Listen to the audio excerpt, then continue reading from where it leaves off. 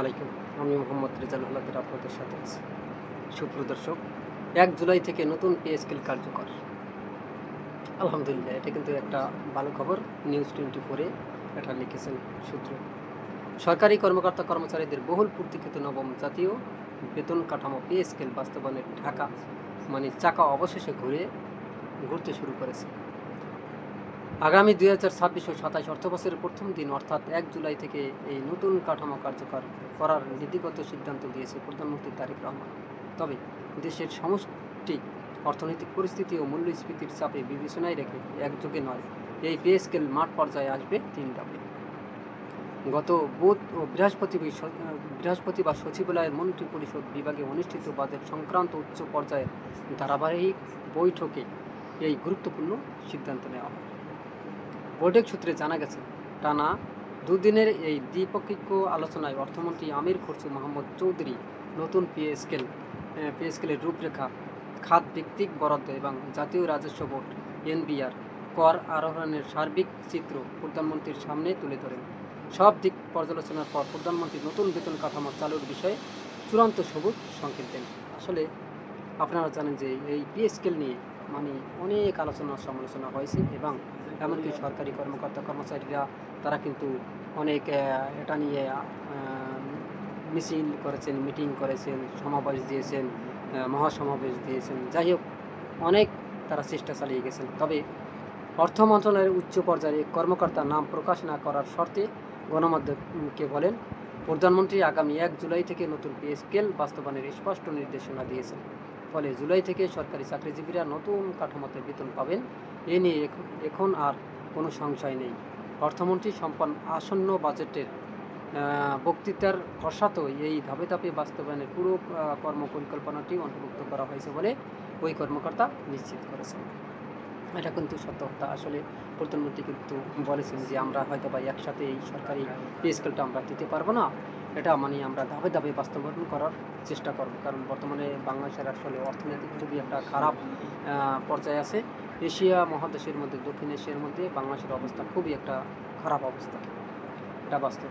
তবে অর্থ বিভাগ ও মন্ত্রী পরিষদ বিভাগের সংশ্লিষ্ট কর্মকর্তাদের সূত্রে জানা গেছে, নতুন পে স্কেলের প্রস্তাব পুরোপুরি কার্যকর করতে সরকারের অতিরিক্ত প্রায় ১,০৬,০০০ কোটি টাকা প্রয়োজন।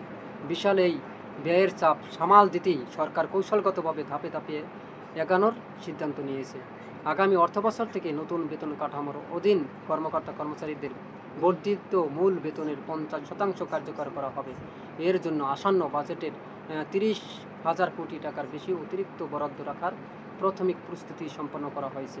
দ্বিতীয় ধাপে মূল বেতনের বাকি ৫০% কার্যকর এবং তৃতীয় ধাপে মূল বেতনের সঙ্গে বিভিন্ন আনুষঙ্গিক ভাতা ও অন্যান্য আর্থিক সুবিধাগুলো পুরোপুরি সমন্বয় করা হবে। সংশ্লিষ্ট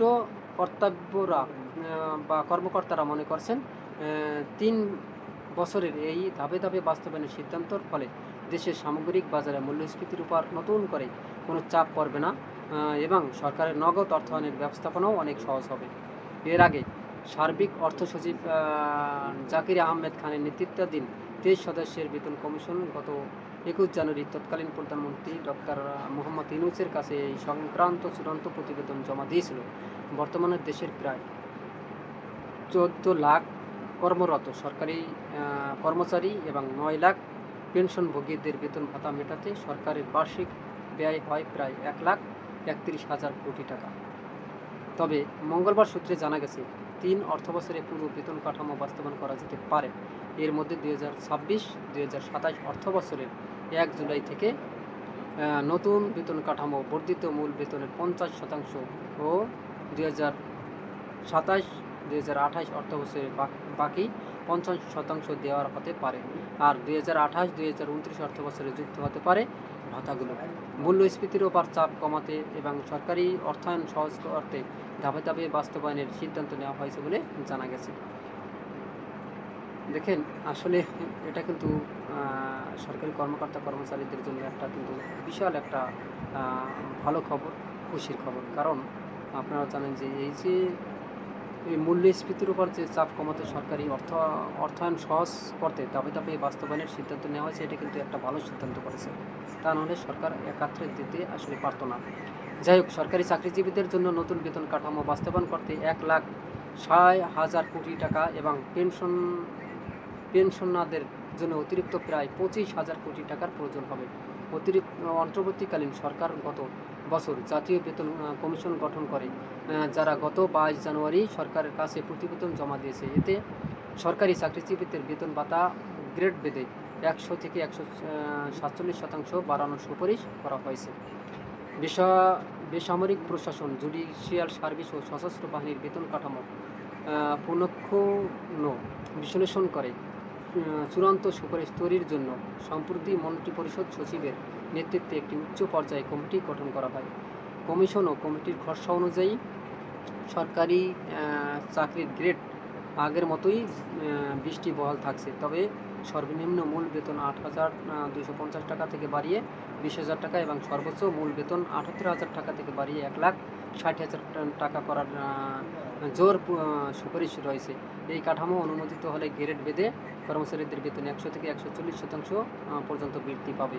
একই সঙ্গে সর্বনিম্ন ও সর্বোচ্চ বেতনের ব্যবধান অনুপাত ১:৯.৪ থেকে কমিয়ে ১:৮ নামিয়ে আনা হচ্ছে। বৈঠকে অন্যান্যদের মধ্যে এনবিআর চেয়ারম্যান মোহাম্মদ আব্দুর রহমান খান, বাংলাদেশ ব্যাংকের গভর্নর মোহাম্মদ মুস্তাকুর রহমান এবং অর্থ সচিব মোহাম্মদ খালেকুজ্জামান মজুমদার উপস্থিত ছিলেন। আসলে এই ছিল আজকের পে স্কেলের যে মূল বিষয়, সেটা আপনাদের সাথে আলোচনা করলাম। সুপ্রিয় দর্শক, ভিডিওটি ভালো লাগলে RS বাংলা নিউজ 24কে সাবস্ক্রাইব করুন, লাইক ও শেয়ার দিয়ে সবাইকে দেখার সুযোগ করে দিন। সে পর্যন্তই, আসসালামু আলাইকুম রহমতুল্লাহি ওয়া বারাকাতুহু।